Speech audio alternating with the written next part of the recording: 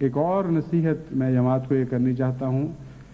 کہ تصاویر کا دور ہے اور تصاویر کے ذریعے ہم بڑے بڑے فائدے اٹھانا چاہتے ہیں، لیکن تصاویر میں بعض نقصان کے پہلو بھی ہوتے ہیں، اور ان میں ایک پہلو یہ ہے کہ جو بزرگوں کی تصاویر ہیں ان کے طرف شرک کا رجحان پیدا ہو جائے، اور یہ رجحانات بعض دفعہ بہت ہی باریک راہوں سے داخل ہوتے ہیں، اور جب تک ایک متقی انسان یا جس کو خدا توفیق عطا فرمائے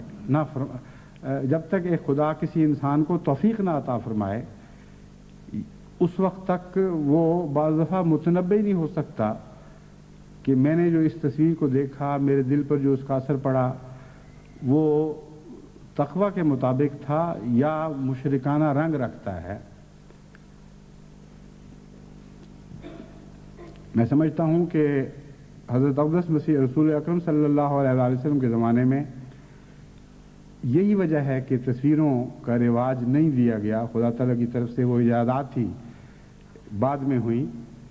جن ایجادات کے ذریعے آج ہم تصویری زمانے میں داخل ہوئے ہیں۔ آن حضرت صلی اللہ علیہ وسلم کا پاک وجود اور آپ کا روحانی اور نورانی چہرہ اتنی عظمت رکھتا ہے کہ ہرگز بعید نہیں تھا کہ اگر وہ تصویریں محفوظ ہوتی تو ان کی عبادت شروع ہو جاتی۔ حضرت مسیح موعود علیہ الصلوۃ والسلام نے بھی اس خطرے کو محسوس کیا اور جماعت کو تاکید کی کہ میں جو تصویریں اپنی کھنچوا رہا ہوں صرف اس لیے کہ دنیا چہروں کو دیکھ کر اندازے لگایا کرتی ہے، اور بعض زیرک لوگ چہروں کے نقوش پڑھ کر دل کی صداقت کے نقوش دیکھنے لگ جاتے ہیں، ان تک ان کی نظر پہنچ جاتی ہے۔ اس لیے اس غرض سے میں نے تصویریں شائع کی ہیں، یہ مقصد نہیں ہے کہ نعوذ باللہ تم لوگ ان تصویروں کو دیکھ کر میرے متعلق نامناسب عظمت کے جذبات اپنے دل میں پیدا کرو، کیونکہ یہ شرک ہے۔ حضرت مسیح موعود علیہ الصلوۃ والسلام اور پرانے بزرگوں کی تصویروں کے ساتھ یہ تاکید ضروری ہے، خصوصاً حضرت مسیح موعود علیہ الصلوۃ والسلام کی تصاویر کے ساتھ، کہ اپنے نفوس کا جائزہ لیا کریں کہ ان سے کسی طرح کوئی دور بعید کا شرک کا تصور تو نہیں پیدا ہو رہا۔ جب میں شرک کا تصور کہتا ہوں تو آپ میں سے غالباً تمام یہ سوچیں گے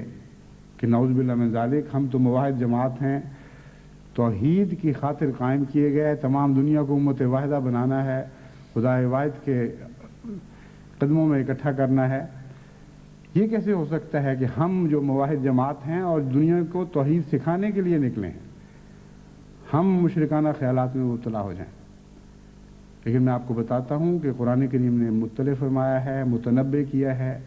کہ شیطان ایسے ایسی جگہوں سے حملے کرتا ہے جن کے متعلق آپ تصور بھی نہیں کر سکتے۔ وہ چھپ کے اپنی کمین گاہوں سے آپ پر حملے کرتا ہے، اور بسا اوقات شرک کا آغاز محسوس بھی نہیں ہوتا۔ ایک دفعہ مجھے خود ذاتی طور پر اس قسم کے ایک حملے کا تجربہ ہوا۔ ربوہ کی بات ہے، بہت پرانی، کوئی 25-30 سال کی بات ہے، کہ میں حضرت مسیح موعود علیہ السلام کی تصویر اول تو میں اسی وجہ سے لگاتا نہیں تھا پہلے اپنے گھر میں کہ حضرت مسیح موعود علیہ السلام نے عموماً اس کو پسند نہیں فرمایا۔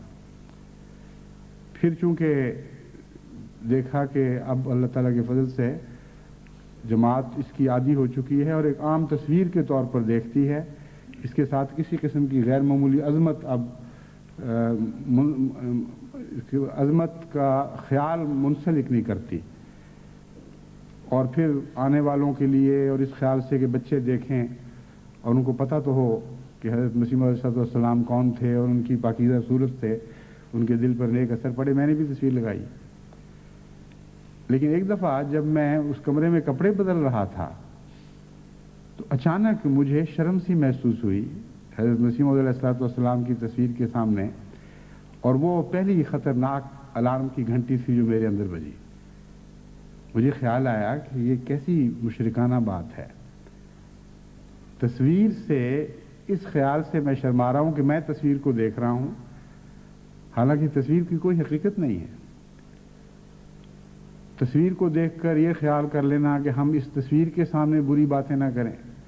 تصویر کو دیکھ کر یہ سارے باتیں پھر میرے ذہن میں ابھرنی شروع ہوئیں۔ تصویر کو دیکھ کر یہ خیال پیدا ہو کہ بعض حالتوں میں تصویر الٹی کر دی جائے، بعض میں سیدھی کر دی جائے، کوئی بیہودہ حرکت کرنی ہو تو تصویر کو الگ کر دیا جائے، یہ سارے شرک اسی رستے سے داخل ہوتے ہیں اور رفتہ رفتہ دلوں پر قبضہ کر لیتے ہیں۔ اس وقت مجھے خیال آیا کہ اصل تو تقوی نام ہی اس بات کا ہے کہ سوائے خدا کے حاضر ناظر ہونے کے تصور کے اور کوئی تصور نہ ہو۔ چنانچہ سارے قرآن میں، تمام احادیث میں، تمام کلام مسیح موعود علیہ السلام میں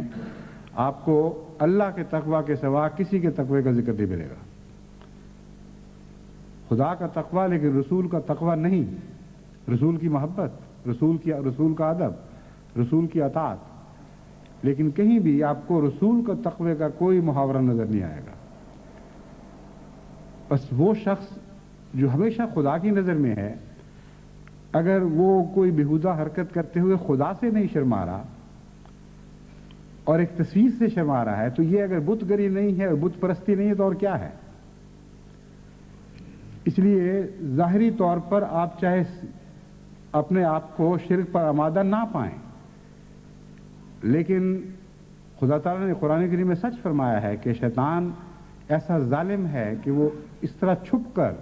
اپنی کمین گاہوں سے حملہ کرتا ہے کہ آپ دفاع کے لیے تیار ہی نہیں ہوتے اور آپ کے دلوں پر حملہ ہو چکا ہوتا ہے۔ بس اس تصویری نمائش نے میری توجہ اس طرف بھی مبذول کی کہ جماعت کو توحید کی طرف دوبارہ متوجہ کروں۔ یہ تمام تصویریں محض تصویریں ہیں، ان کی کوئی حقیقت نہیں ہے۔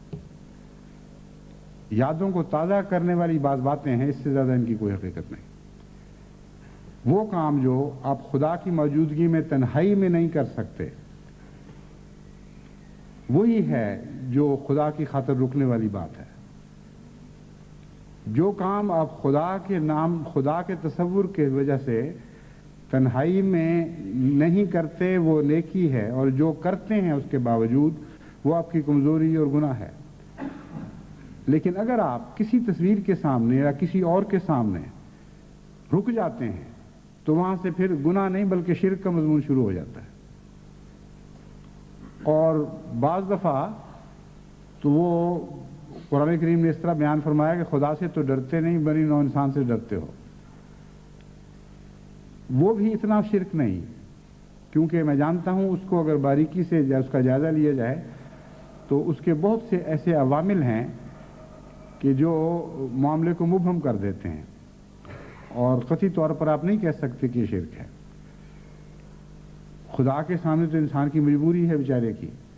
وہ تو دیکھ ہی رہا ہے ہر وقت، اس سے تو چھپا جا سکتا ہی نہیں۔ اس لیے جس سے چھپا جا سکتا ہے اس سے چھپ جاتے ہیں، یعنی اس کا ایک یہ پہلو بھی ہے۔ تو وہ مضمون جو ہے کہ لوگوں سے ڈرتے ہو اور خدا سے نہیں ڈرتے، وہ ذرا اور مضمون ہے، اس کی اس وقت تفصیل کا وقت نہیں ہے۔ لیکن اگر تصویر کے سامنے آپ رک جاتے ہیں تو یہ یقیناً شرک ہے، اس کا کوئی جواز نہیں ہے۔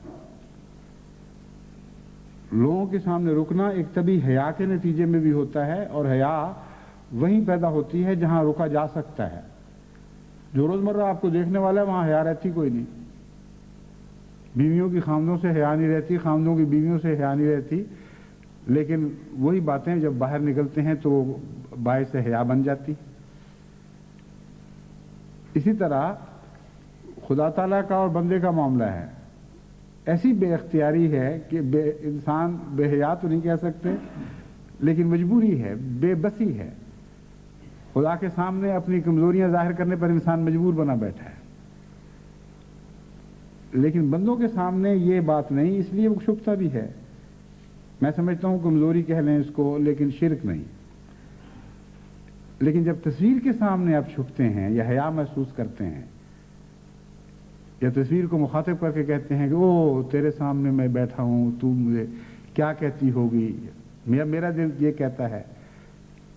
کہ تو یہ تھا اور میں کیا ہوں، تو یہ ساری باتیں شرک خفی بن جاتی ہیں جو آگے جا کے قوموں کو ہلاک کر سکتی ہیں۔ اس لیے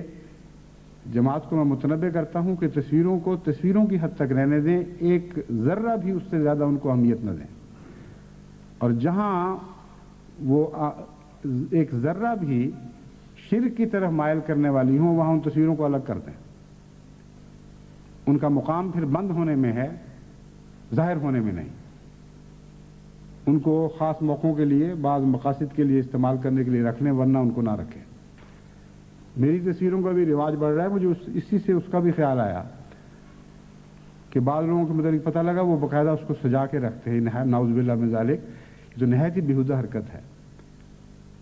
اس خیال سے میں پاکستان میں لوگوں کو بھیج دیتا ہوں کہ دیر ہوئی دیکھے ہوئے، اور بچوں کو بھی دکھانا ہوتا ہے۔ وہ ایک ایسا جذبہ ہے جو نیکی پر مبنی ہے، لیکن اگر آپ اس کو ایسی اہمیت دینے لگ جائیں، نعوذ باللہ کے پھولوں کو سجا کے رکھا ہوا ہے، تو نہایت ہی خطرناک مشرکانہ حرکت ہے، نہایت قابل نفرت حرکت ہے۔ اور مجھے بھی آپ اپنے ساتھ گناہگار کرتے ہیں، اگر میرے علم میں آئے اور میں اس کو نہ روکوں تو میں جواب دہ بن جاتا ہوں۔ اس لیے جب میں نے حضرت مسیح موعود علیہ الصلوۃ والسلام کے حوالے سے یہ بات کر دی ہے تو میں اور دیگر خلفاء کی پھر کوئی بھی حیثیت نہیں رہتی۔ ہمارے اوپر یہ مضمون بھی اسی طرح صادق آتا ہے، بلکہ حیثیت کے لحاظ سے ہماری حضرت مسیح موعود علیہ السلام کے مقابلے پر کوئی حیثیت نہیں۔ اگر حضرت مسیح موعود علیہ السلام کی تصاویر کے ساتھ آپ کا کوئی بھی دور کا بھی مشرکانہ تعلق نہیں ہے تو ہم یقین سے کہہ سکتے ہیں کہ خلفاء کے لیے بھی آپ کے دل میں کوئی ناجائز جذبہ نہیں ہوگا۔